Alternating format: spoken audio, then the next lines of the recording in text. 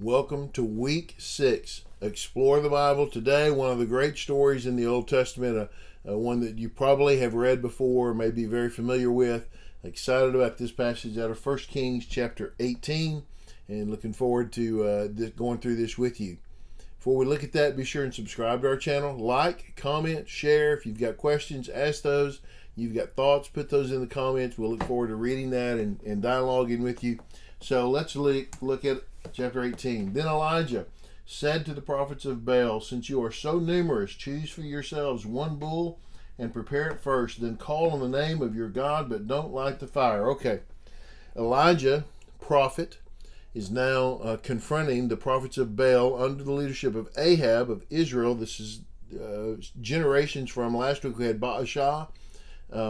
There were just generations of terrible evil kings, and now we have Ahab, who maybe is the worst of those, and Elijah is now confronting these prophets of Baal. So they're involved in Baal worship. I've actually been to a temple of Baal in Syria where child sacrifices took place, and this is who he's having to deal with here. So he tells them, you get yourselves a bull, you prepare it, you get it ready for the altar, and you call on your God, but you don't get to light the fire. You just get to call on God, let him light the fire and consume the sacrifice. So they took the bull that he gave them, prepared it, called on the name of Baal from morning until noon, saying, "Baal, answer us." But there was no sound, no one answered. Then they danced around the altar they had made. Well, of course, no one answered, because Baal does not exist. There is no God named Baal, not a real God. There is a God in your mind, I guess, a thought of a God, but he's not a real God. Of course, he can't answer. He can't light the fire because he doesn't exist. And Elijah knows this. Elijah is fully confident in what's going on because he knows there's only one God. His name is Yahweh, and he is the only God who exists, and he will not answer for Baal. Baal is going to have to answer for himself, and Baal can't because Baal doesn't exist. All right, so they're calling morning until noon. They're going 4, 5, 6 hours calling on Baal, and they're not getting an answer. At noon, Elijah mocked them. Okay, and here's why. One of the reasons I love this story is because Elijah is just a bad dude. He starts making fun of them. And he says, well, you need to shout louder, for he's a god. Maybe he's thinking it over. Maybe he's wandered away. Maybe he's on the road. Perhaps he's sleeping and will wake up. Guys, y'all need to get a little bit. He just may not. Maybe he's out of town. Maybe he's asleep. You got to wake him up. Just really making fun of him. It's really hilarious. And it's funny too. So they shouted loudly. And they cut themselves with knives and spears according to their custom until blood gushed over them. All afternoon they kept on raving until the offering of the evening sacrifice, but there was no sound, no one answered, no one paid attention. Oh man, the writing here is beautiful. They're passionate. You cannot fault their passion in the sense that they believe what they believe, and they believe it to be true, and they're going so far not just to dance around and scream and yell, but they're cutting themselves. They're sacrificing their own lives to try to gain their God's attention so that he will show everybody that he actually exists and that he is God, and nothing's happening. No sound. No one answered, and no one paid attention. Why? Because Baal doesn't exist. That's why. He's not real. That's why.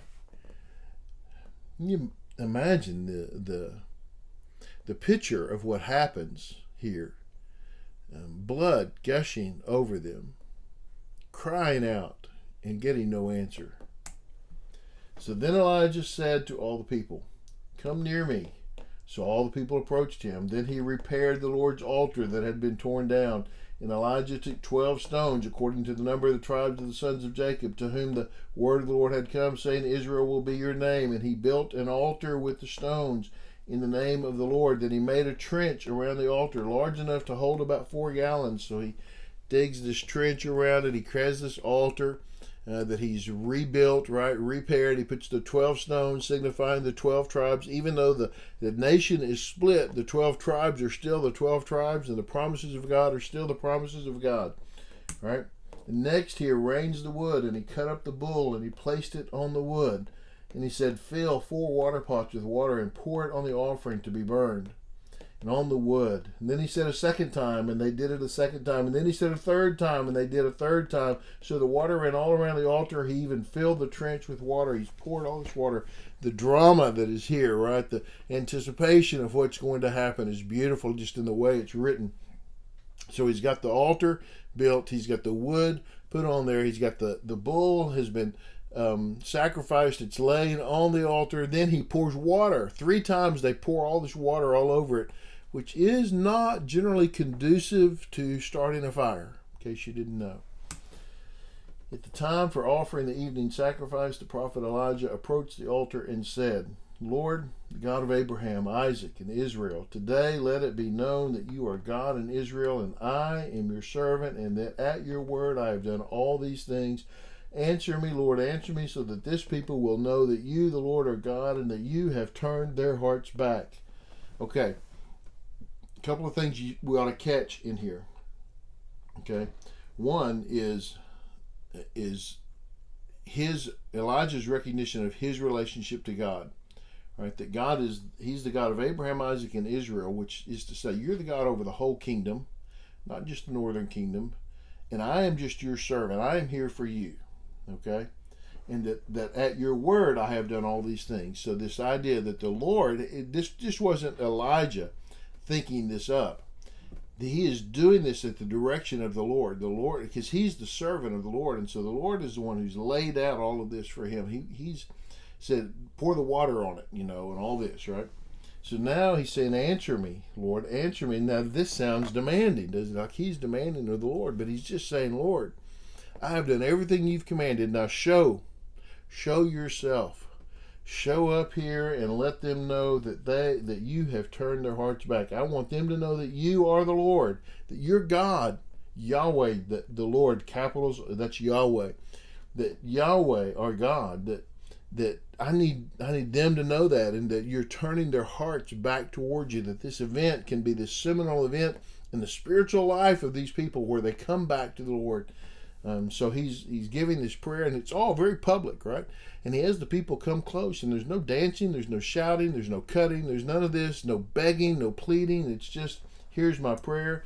And then the Lord's fire fell and consumed the burnt offering, the wood, the stones, and the dust, and it licked up the water that was in the trench. And when all the people saw it, they fell face down and said, the Lord, Yahweh, he is God. Yahweh, he is God. It's a lovely contrast here. The prophets of Baal spent 10-12 hours praying, beseeching, begging, shouting, screaming, dancing, cutting, pouring their own blood out, begging. No one answered. No one heard them. Nothing. Nothing happened. And then here comes Elijah, and he says, okay, let's rebuild this. Let's put it on now. Pour water on top of it. Let's make it really hard. I don't want there to be any doubt here, right? And then he just prayed, Lord, I did what you told me to do. Show the people who you are so that they might return to you. And the Lord's fire fell, and look at this. It consumed the offering. We knew that. Consumed the wood. Makes sense. Consumed the stones and the dust. I mean, this wasn't just, like there was a little spark and something happened. This is a fire fell from heaven and licked up the water in the trench. It just completely took everything. And when the people saw it, well, what else are they going to do? I don't know. Could be Baal. It's a close one here. Not at all. Not at all. They fall face down and say, the Lord, he is God. All this stuff that we've believed, all this stuff that we've been told, all this stuff that our leadership has led us to think is true is not. It's a lie.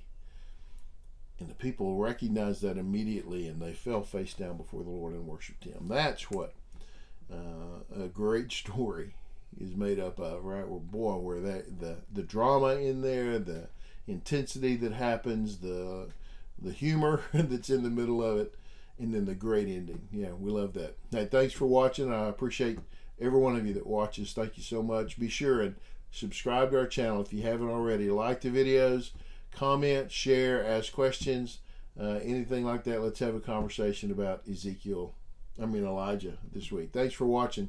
We'll see you next time.